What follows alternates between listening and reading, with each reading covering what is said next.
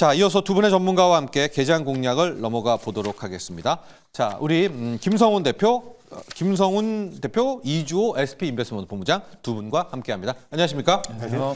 자, 김성훈 대표, 우리 KM 파트너스의 김성훈 대표도 먹거리 쪽에 진심이고요. 식음료 기업에서도 아주 또 분석이 빠삭하신데 지금 CJ제일제당이 라이신, MBK가 들어오면서 뉴스도 많이 나오고 있습니다. 네, 많이 나오고 있습니다. 일단은 라이신 하면은 이제 저도 이제 강아지를 2마리를 키우고 있기 때문에 이 사료에 많이 첨가가 되고 거기서 이제 단백질의 형성에 많이 도움을 되고 면역 기능에 면역 기능에도 많이 도움이 되는 이 아미노산인데 지금 보면은 아미노산 같은 경우에 이제 CJ제일제당하고 대산이 대표적으로 사업부를 갖고 있는데 지금 보니까 중국에서 이제 유럽에서 중국산 라이신 점유율이 22년도부터 막 60%에서 연평균으로 봤을 때 20% 이상씩 유럽에서 성장을 하면서 유럽의 라이신 업체들이 도산 위기에 처해지면서 지금은 이제 그 반덤핑 이제 관세를 지난 1월부터 부과를 하면서 사실상 먼저 작년 하반기부터 반등세를 보였기 때문에 오히려 이런 흐름으로 봤을 때 MBK가 미리 좀 낙점을 하고 같아요. 역시 귀신 워낙에 같아요. 그렇죠. 그래서 뭐 홈플러스 이제 매각을 이제 진행을 할 때도 원래 이제 흑자가 나는 홈플러스 사업부를 한 3개 사업부를 먼저 이제 청산을 하면서 이득을 먼저 챙겼거든요. 그래서 제가 봤을 때는 지금의 흐름에서 CJ제일제당이 이제 인수 가격을 조금 더 높이 불러도 많이 높이지 않겠습니까? 네, 뭐 지금 5조에서 6조 얘기 나오잖아요. 그래서 조금 더 높여도 아마도 MBK에서 인수를 좀 추진하지 않을까. 지금 현금 비중이 많거든요. 한 10조 정도 있기 때문에 충분히 이제 매수할 수 있는 인수할 수 있는 그 여력이 충분하다. 제일제당 같은 경우도 지금은 식품 사업부 해외 비중이 이제 작년 기준으로 봤을 때도 한 3.6% 성장하면서 전체 매출에서 식품의 매출 비중이 한 49%까지 증가를 하고 있기 때문에 CJ제일제당 같은 이 부분 이제 그 경우도 사실은 이 바이오 사업, 그린 사업부 부분을 그냥 철수를 시키면서 나는 식품 사업부에 매진을 하겠다. 최근 들어서 이제 이 경기 부진으로 식자재 매출도 계속해서 증가가 되고 있는 상황이기 때문에 저는 CJ제일제당이 이제 매각을 하고 나면 오히려 주가 부양에는 일정 부분은 도움이 되지 않을까 싶어요. 그리고 음식료품 전반적으로도 지금 수급이 계속해서 붙는 상황이기 때문에 CJ제일제당 멀티플도 올해 한 11배 수준으로 싼 가격대에 지금 메리트가 좀 더 부과가 되는 상황입니다. 좋습니다. 그래서 일단 결론적으로는 매각이 되고 나서도 CJ제일제당이 그렇게 뭐 어느 정도 성장 동력이 좀 훼손됐다 그렇게 보지는 않습니다. 네. 그렇습니다. 가격이 중요한 것 같아요. 이제 MBK가 붙어 있고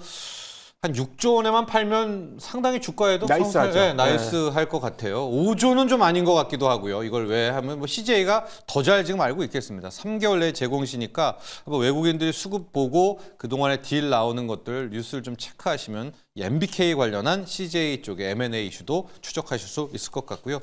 우리 이주호 본부장관은 LS 이야기를 조금 더 해봐야 될 것 같아요. 공교롭게도 LS그룹의 이제 구자환 회장의 충격 발언 나왔는데 민주당이 이번 주 목요일 날 상법 개정안 통과한다. 이게 오히려 불 붙인 거 아니냐는 얘기 나오고 있고요. 해명에도 불구하고 지난주 금요일 LS그룹 좀 또 빠졌습니다. 이제 어떻게 뭐 들고 계신 우리 투자자분들 많이 있을 텐데 LS그룹 좀 어떻게 투자 전략을 좀 세워야 될까요? 일단은 지금 사실 그런 부분들 때문에 주가가 빠진 것도 있지만 사실 엔비디아의 하락이 좀 컸던 것 같아요. 물론 브로드컴은 반등이 나왔지만 지금 AI 산업에 대해서 이제 투자자분들이 고민을 하기 시작했죠. 이 성장성이 여기서 끝인 거냐 아니면 이게 더 앞으로 성장할 것인가에 대한 불안감, 그리고 지금 트럼프의 지금 입에서 계속 하루 이틀 걸러서 오르락내리락 하고 있는 상황이기 때문에 이러한 부분들이 좀 투심에 전반적으로 영향을 미치면서 특히나 그동안 단기간에 좀 많이 올랐던 종목군들 위주로 차익 매물이 좀 강하게 나오지 않았나 이렇게 생각을 하고 있습니다. 전력 인프라 전선이 다 맞았다. 그렇죠. 그러니까 이게 그러면 이제 그런 거죠. 관세가 이쪽에도 약간 이런 불안감들, 이러한 여러 가지 것들이 좀 겹치면서 좀 만약에 지금 좀 만약에 보유하고 계셨던 분들은 조금 더 지켜보셔야 될 것 같고, 내가 만약에 이쪽 관련해서는 좀 관심이 있었는데 그동안 못 샀었다. 오히려 신규 접근에는 좀 기회가 될 수 있는 그런 조정이 아닌가 이렇게 생각을 하고 있기 때문에 만약에 보유하고 계신 분들은 지금 이렇게 불안정한 상황에서 무리하게 좀 비중을 확대하시거나 이렇게 하시기보다는 어느 정도 이러한 노이즈들이라던가 이런 잡음들이 해소되는 국면에서 좀 그때 좀 비중 확대라던가 이런 결정을 하시는 게 좋고 지금 왜냐 못하죠, 뭐. 네, 지금은. 왜냐면 지금 이게 만약에 좀 고점에서 매수하신 분들은 이걸 어떻게 해야 되나 고민 많으실 건데 이게 여기서 지금 손절도 못하고 못하죠. 예, 비중을 워낙 순식간에 예, 빠졌잖아요. 비중을 네. 확대하자니 또 미국 증시 또 어떻게 반응할지 모르고 AI 기술주들이 어떻게 빠질지 우리가 예측할 수가 없는 상황이기 때문에 일단 이 국면이 저는 진정돼야 된다고 생각합니다. 왜냐하면 미국 증시가 지금 변동성이 굉장히 커요. 특히나 이제 기술주 위주로 변동성이 굉장히 크기 때문에 이 변동성을 이겨내면서 지금 끌고 가기에는 비중 확대는 좀 부담스럽다. 그렇다고 한다면 좀 어느 정도 폭풍이 좀 지나갈 때까지는 좀 관망하자라는 말씀을 드려보도록 하겠습니다. 좋습니다. 이주호 본부장은 이번에 이제 LS그룹주 빠진 것이 구자은 회장은 일단은 울고 싶은데 뺨 때린 정도고 기본적으로는 LS그룹주가 잘하는 뭐 전선이라든가 뭐 그런 것들이 뭐 해저 케이블이라든가 이 전력 인프라 쪽 자체에 좀 균열이 생긴 그런 것이 훨씬 더 크다 이렇게 분석을 해주셨습니다. 자, 현재 시장 상황 코스피는 0.5%로 하락으로 출발을 했고요. 코스닥 역시도 마이너스 0.66%로 일단 하락 출발을 했습니다. 근데 시장이 미국도 뉴욕 증시도 그렇지만 우리도 변동성이 워낙 크기 때문에 이제 3분 지났거든요. 아직 업종 또 수급 자체도 뚜렷한 방향성이 없습니다. 한 5분 정도 조금 지나면 그나마 오늘의 좀 주도 업종이 나오게 될 것 같은데 일단 눈에 들어오는 거는 로봇 방산입니다. 로봇 방산. 역시 방산은 폴란드 쪽에서의 재료들, 폴란드가 멈칫멈칫하다가 뭐 다시 오케이를 하게 되면서 이제 수주만 해놓고 수출이 안 됐잖아요. 이제 입금된다는 이 이슈에서 많이들 끌어올리고 있는 것 같아요. 저희가 조금 있다가 방산도 함께 들어가 보도록 하겠고요. 두 분의 전문가의 개장 키워드 함께 열어보도록 하겠습니다. 김성훈 대표, 4년 만에 흑자, 이주호 본부장, 관세정책 불확실. 자, 4년 만에 흑자요? 네, 누구요? 일단 롯데케미칼. 로켓. 뭐, 지난주 보면은 뭐 우리가 모르게 또 주가가 28%나 상승을 했거든요. 화학이 다 올랐어요. 화학이 다 올랐어요. 네. 이게 아까도 우리 그 준호 매니저님하고 얘기하실 때도 차화정 얘기를 했지만은 정유보다는 일단 화학 쪽에 먼저 저희가 가죠, 포커스를 항상. 네, 가는데 네. 롯데 하면 유동성 위기설이 얼마 전에 나왔는데 지금 보면 롯데케미칼이 이 재무 건전성에 대한 그 개선 노력을 지금 많이 하고 있는 것 같아요. 보유 자회사인 인도네시아 법인 지분수화 비용에서 6천억 원을 자금을 일단 땡겨왔고 그리고 비수익 자산이었던 작년 10월이죠. 이제 말레이시아 합성고무 이제 생산회사를 청산했습니다. 그리고 이제 자금 경색 문제 해소에 좀 박차를 가고 있는데 롯데케미칼이 3년 동안 계속 적자를 보이다가 올해 4년 만에 흑자 전환에 대한 기대감이 굉장히 높아지고 있는데 그 힌트를 제가 한 3가지 정도로 뽑았어요. 첫 번째는 인도네시아 쪽에서 투자했던 인도네시아 대통령이 지금 국가 전략 사업에 대해서 다시 공식 승인했습니다. 이제 원래 4년 동안에 중단이 됐었거든요. 약 5조 원이 투입된 이제 인도네시아 이 사업이 있었는데 이 라인 프로젝트라고 해서 지금 롯데케미칼이 보유하고 있는 인도네시아 법인 이제 1,100 이제 헥타르 정도의 크기로 건설 중인데 대규모 화학단지입니다. 이것이 가동이 되면 연매출 한 2조 정도가 플러스가 되는 거고 그리고 두 번째로는 롯데케미칼이 이번에 인터배터리에서 ESS 이제 에너지 저장장 하우징 소재죠. 이게 이제 배터리 셀을 감싸는 팩인데 화재라든가 외부 충격에 견딜 수 있는 신소재를 개발했다고 이제 고객사에 대해서 이걸 어필을 했습니다. 그래서 인터배터리 나왔더라고요. 인터배터리 LG화학도 이런 신소재에서 인터배터리 참여를 했고 그래서 그러한 뭐 하나의 이슈, 추가적인 이벤트가 이슈죠. 있죠. 예, 이벤트가 네. 있고 세 번째가 이제 그래도 중요한데 중국의 경기 부양책. 원래 이 화학 업종의 전체 수요 중에 40% 차지하는 게 중국이거든요. 그래서 기초 소재라든가 뭐 신소재 다양하게 소비를 늘리는 소비 정책이 나온다면은 충분히 석유화학에도 기회가 될 수 있다. 좋습니다. 이렇게 좀 흑자 전환이 빠르게 나오지 않더라도 모멘텀적인 플레이가 가능한 업종이 석유화학 업종인가 이렇게 보고 있습니다. 4년 만에 흑자인데 기대감은 붙여야 됩니다. 이제 롯데케미칼이 이제 된다 이거죠, 올해? 가능성 굉장히 가능하다. 다분합니다. 다분하다. 네. 예. 특히 앞서 라이진 얘기 잠깐 했지만 중국이 이제 더 이상 저가로 화학도 못해요. 끝났어요. 그렇죠. 예. 그렇기 때문에 그런 훈풍들이 좀 함께 불어오고 있는 롯데케미칼 이야기를 했고요. 이주호 본부장 관세정책 불확실. 지금 뭐 트럼프의 시험대에 오르겠다 이런 말도 나옵니다. 당장 이번 주 금요일 날에는 예산안 통과 때 공화당 의원들 이탈하는 것도 봐야 되겠고요. 관세 정책 불확실 한번 시작해 볼까요? 일단 트럼프가 지금 계속적으로 부침개 뒤집듯이 말을 하니까. 계속 바꾸다 보니까 이제 투자자들이 이거 도대체 뭐야 이렇게 된 거예요. 그러다 보니까 시장에서 가장 불안해하는 거는 불확실성입니다. 그러니까 불확실하다 보니까 시장이 계속적으로 미증시가 빠지는데 파월 의장이 약간 긍정적인 얘기를 또 했어요. 그러면서 금요일에 선을 줬죠. 미증시가 좀 반등이 나왔는데 지금 미선물 지수가 또 개파락 출발합니다. 그러니까 지금 이러한 불확실성 그리고 계속적으로 방향성에 대한 부분들이 하방으로 계속 자리를 잡고 있기 때문에 이 부분에 있어서 지금 부담을 느낄 수밖에 없는 상황이거든요.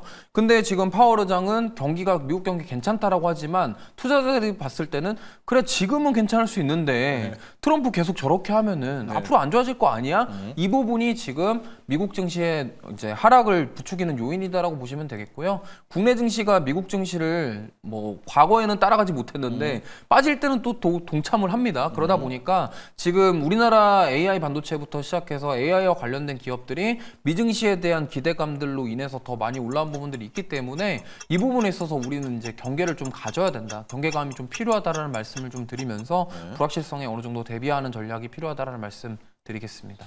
코인을 봐도요, 트럼프 약발 떨어졌다 이런 얘기 많이 나오고 있거든요. 왜냐면 이번에 뭐 법으로도 된다라고 하고 코인 대회에 가가지고 뭐 이야기도 코인 포럼에 가서 이야기도 했는데 말이 조금씩 바뀌잖아요. 뭐 추가로 사지 않겠다, 국민 세금으로 사지 않겠다 이러면서 지금 코인도 같이 무너지고 있고 이게 전반적인 트럼프의 그립감이 좀 떨어지는 거 아닌가요? 좀 이렇게 된다면? 뭐 이게 어떤 얘기도 어떤 안 얘기는 이런 먹히게 얘기도 되면, 있습니다. 트럼프가 일부러 증시를 좀 약간 진정을 시키고 오히려? 이렇게 하려고 하는 그림을 일부러 그리는 거 그런다? 아니냐. 네. 뭐 이런 얘기도 있는데 이건 사실된 확인된 바는 아니고요. 근데 그런 가능성도 있지 않겠냐라는 부분도 있고 어느 정도 지금 증시가 너무나 과열되어 있기 때문에 트럼프 입장에서는 그런 것들을 활용을 해서 오히려 이런 식으로 방안을 만들어가는 게 아니냐라는 얘기도 있고요.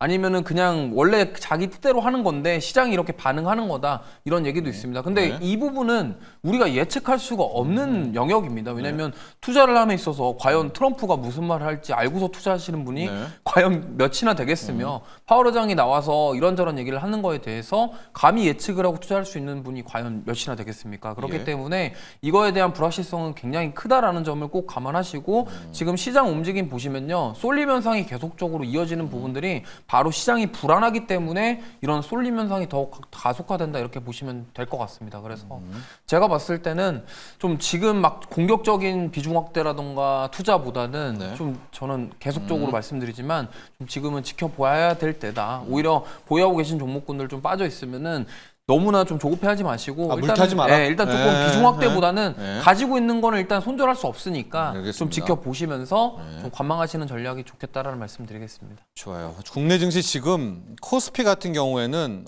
플러스로 돌 것도 같습니다. 이제 삼성전자가 일단은 0.6%, 0.7% 상승을 돌리면서 앞에 섰고요. 뒷단에서 보면 로봇과 방산, 오늘은 로봇인데 로봇은 사이즈는 그리 크지 않거든요. 방산 쪽에서 지금 상당한 상승이 나오면서 시장을 돌리려고 하고 있습니다.